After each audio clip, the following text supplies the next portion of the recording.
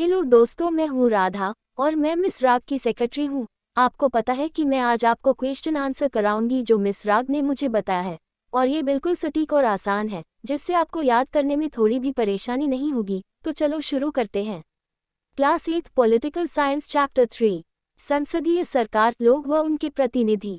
1। हमारे यहाँ 18 वर्ष से अधिक उम्र के सभी लोगों को वोट देने का अधिकार है। आपकी समझ से क्या ये ठीक है? उत्तर: हाँ, मेरी समझ से यह बात ठीक है, क्योंकि 18 वर्ष के युवा में इतनी परिपक्वता आ जाती है कि वे अपने मत का सही प्रयोग कर सकें। 2. लोकसभा जनभावनाओं और जनता की अपेक्षाओं की अभिव्यक्ति का मंच है। क्या आप इस वाक्य से सहमत हैं? कारण सहित समझाइए। उत्तर: हाँ, मैं इस वाक्य से पूरी तरह सहमत हूँ। लोकसभा में जनता द्वारा चुने गए प्रतिनिधि जाते हैं। लोगों को अपने जनप्रतिनिधियों से काफ़ी अपेक्षाएं रहती हैं कि वे सदन में उनके हर समस्या का समाधान हकपूर्वक मांगेंगे। इसीलिए कहते हैं कि लोकसभा जनभावनाओं और जनता की अपेक्षाओं की अभिव्यक्ति का मंच है। 3. लोकतांत्रिक शासन में आम लोगों की भागीदारी किस प्रकार से होती है? एक उदाहरण देकर समझाइए। उत्तर: लोकतांत्रिक शासन में आम लोगों की भागीदारी अप्रत्यक्ष रूप से होती है। आम लोग अपने मत का प्रयोग कर संसद और विधानसभा में प्रतिनिधियों को चुनते हैं। यही प्रतिनिधि जनता के हित में शासन का कार्य करते हैं।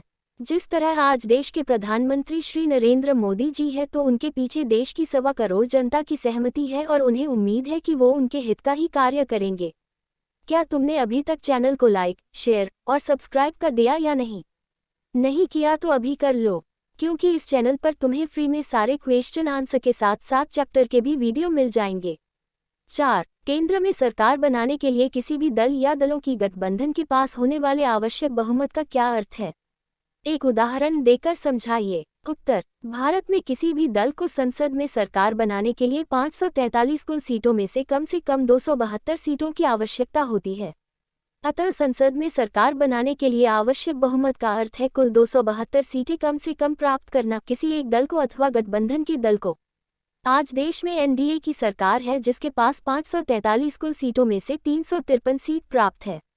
5. संसद मंत्रिपरिषद पर किन किन तरीकों से नियंत्रण करती है? इनमें से आपको कौन सा तरीका सबसे असरदार लगता है और क्यों? उत्तर: संसद मंत्रिपरिषद पर इन तरीकों से नियंत्रण करती है। तारांकन प्रश्नकाल के दौरान प्रश्न पूछकर, तारांकन सरकार की नीतियों और कार्यक्रमों की आलोचना करके, तारांकन सरकार के खिलाफ अविश्वास प्रस्ताव पेश करके आदि। मुझे इनमें से अविश्वास प्रस्ताव लाने का तरीका सबसे असरदार लगता है। अरे हाँ, आप हमारे साथ इंस्टाग्राम, व्हाट्सएप और फेसबुक पर भी जुड़ सकते हैं, सो फॉलो फॉर मोर। 6. संसद के मुख्य कार्य कौन कौन से हैं? अपने शब्दों में लिखिए। उत्तर: संसद के मुख्य कार्य निम्न हैं।